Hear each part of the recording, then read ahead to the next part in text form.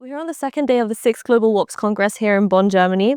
I'm with David Boyes, the Deputy General Secretary of Public Services International. David, how are you doing? I'm doing well, thanks. Great, it's great to have you here. We'll be doing a short interview, 2.5 questions. I think let's just get straight into it. Please. So the first one. David, you've been a long-standing advocate for strong publicly accountable utilities and the rights of those who work in them. You were appointed by former United Nations Secretary General Kofi Annan to the United Nations Secretary General's Advisory Board on Water and Sanitation, whose recommendations led to the establishment of GWOPA, where we are today, our host.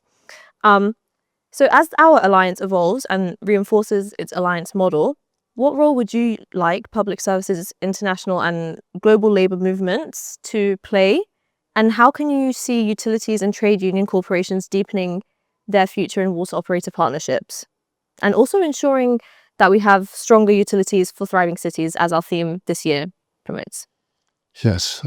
So first of all, your question is labor and management cooperation.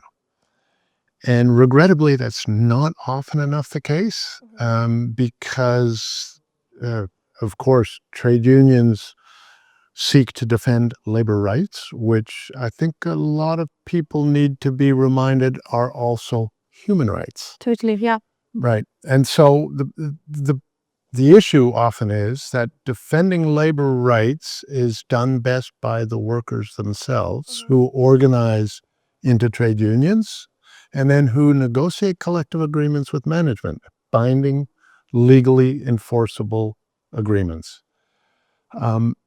Oftentimes, management doesn't like to relinquish any authority or power, and labor will insist on defending its rights and interests. Now, what are the typical rights and interests? It's a decent living wage, whereby your work allows you to feed your family and support your family. But it's also dignity at work, which means having your expertise recognized, having a career plan, having the ability to improve your skills over the years, also having occupational health and safety protections, because some of the jobs in water and especially sanitation are dangerous. Yeah. And so these issues, I think, GWOPA hasn't addressed because there are often other fora to do it. And here it's mainly the managers present. And again, in general, they don't want to share power and authority, but labor can and should, workers and their unions contribute their expertise in making decisions about the future of the utility. Totally, yeah. So that, I think what we need to add into the WOPS is having the personnel managers and the union reps be an integral part of the WOPS.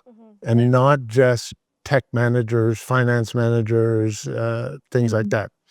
I think GWOPA and WOPS are now stable enough that we could do this, which is can be a fairly controversial, we hope not conflictual, but I think we're mature enough to start doing that. No, most definitely. After our 16 years, we had our 15-year anniversary last year. That's correct. And I think you're absolutely right. We're definitely at a stage now where we can start implementing changes like those.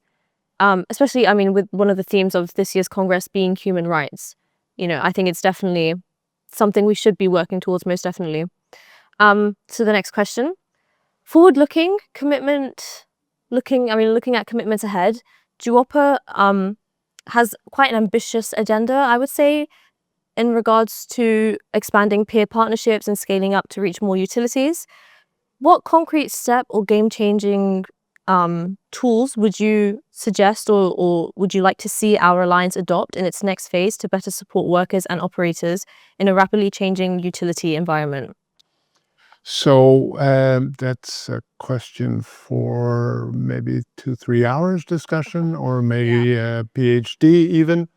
One of the things I do want to say in relation to the previous is staff retention is a huge problem in utilities. and even attracting staff. Because if you look at the age curve of a lot of utilities, their staff are nearing retirement. They got to get young workers in, and in order to do that, you have to be attractive, and you have to appeal to what they want. But staff retention, once you train them up, if you still pay them lousy wages, they'll leave. Yeah. Now, what we're talking about a lot here now is finance, and I'm seeing that the IFIs, the World Bank and the regional development banks, appear to be finally paying attention. And part of the reason is that when they come in with their big infrastructure projects, if they don't train the workers all the way down the line, involve them in even decision-making about what tech is needed, is it appropriate to put in prepaid water meters when you don't actually have enough pipes and you need to spend?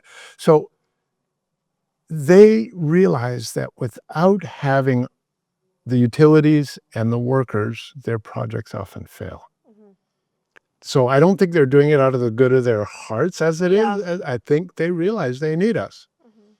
Now, what we see is there's no public money available.